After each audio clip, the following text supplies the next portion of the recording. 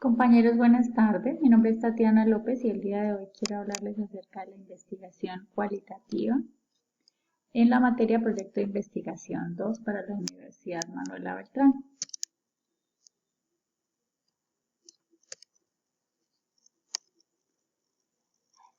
Bueno, ¿qué vamos a hablar?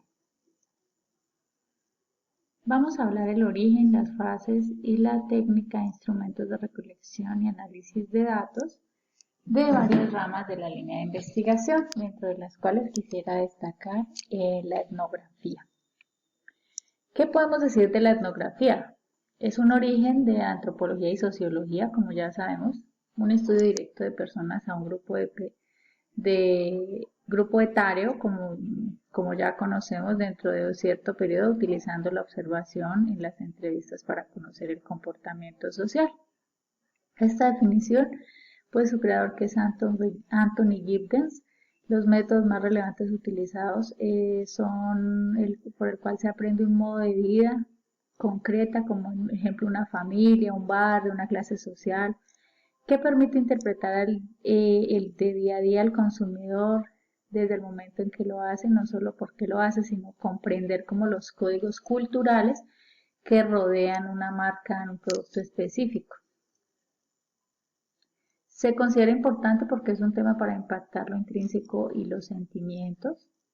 Podemos destacar que fue desarrollada prácticamente en el siglo XX por antropólogos y sociólogos, siendo según Anthony Giddens como su creador. En cuanto a las técnicas, podemos decir que es un estudio de grupo a personas, con observación a un participante, con entrevistas, donde se conoce su comportamiento. Es un trabajo totalmente de campo que construye la realidad y observa todo lo que ocurre. Ahora hablemos de la etnografía virtual. Tiene tipos de trabajo de observación que realiza la etnografía, pero el participante y no participante. Hay dos opciones. Una, que yo participe ya sea como un participante o que esté solamente como un observador. Es un instrumento para la investigación etnográfica, se basa también con conceptos de entrevistas. Podemos decir que es una investigación que se realiza a través de una narrativa, porque hay tipos de entrevistas que son estructuradas, semiestructuradas y las no estructuradas. Podemos contar también que como análisis tiene también como toma de información la encuesta y los cuestionarios como entrevistas escritas, que varían un grado de estructura y la participación del investigador. Una gran ventaja es que la encuesta está dirigida a una población y como tiene la capacidad de producir grandes cantidades de datos cuantitativos, son por lo general numéricos. En cuanto al análisis de los datos, compañeros, podemos decir que el estudio de las pruebas físicas y de la documentación de la cultura se considera como un dato, es decir, una factura, una pieza de arte, una canción, todo se considera en este caso como datos. En cuanto a la etnografía virtual, se conoce como ciberetnografía o etnografía digital, que es un método de investigación también online que se adapta a abordajes etnográficos al estudio de comunidades y culturas creadas a través de la interacción social mediada a través de un ordenador. Como técnica de instrumentos y recolección, podemos decir que la metodología de la etnografía explora a profundidad in situ, es decir, en ese momento en tiempo real y desde la casa. Hay una observación interactiva, hay una documentación fotográfica o videos, hay blogs, hay collage. Entonces hay bastante material de donde poder trabajar. La técnica, según las intenciones del investigador con su objeto del estudio, se caracteriza en las siguientes condiciones.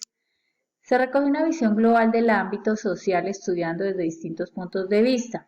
Se aborda el objeto del estudio con miras a comprender e interpretar las realidades que interactúan no solo para resolver el problema. Y también esta técnica analiza e interpreta la información tanto en campo como la información verbal y no verbal, es decir, que acá podemos tener en cuenta desde los gestos, toda clase de articulaciones y fenómenos para el estudio. Ahora hablemos de la teoría fundamental. Esta teoría pretende generar teorías que generen un fenómeno social. Fue creada por Gaunder Theory, que es un médico de investigación en el año 1967, y a partir de los datos de Gleiser-Strauss, es decir, que es una metodología por objeto que se considera en este caso pues con los dos autores. Se origina en la Escuela de Sociología de Chicago, cuando se fusionó pues Barney y Glasser. ¿Qué más les puedo contar? La concibieron más o menos en un enfoque en la década de los 80s. Se destaca la importancia de la comprensión inicial en la metodología antes de abordar una investigación o una relevancia, tener claras las diferencias entre la teoría fundamentada, clásica y otras teorías. Como instrumentos de recolección de datos podemos destacar que está relacionada con el interaccionismo simbólico. ¿Qué quiere decir esto? Que tiene forma, o sea, revisa desde la forma de vestir, los gestos, las palabras, los individuos. Como técnica también está la entrevista realizada para los informantes, la codificación de la información mediante establecimientos de categorías. Se continúa mediante la comparación constante entre las categorías hasta alcanzar una saturación de las mismas. Otra técnica fundamental de la clásica que contribuye a los investigadores para que se inicien el conocimiento de la metodología y los momentos críticos. ¿Qué más podemos decir? Ahora hablemos de la investigación social.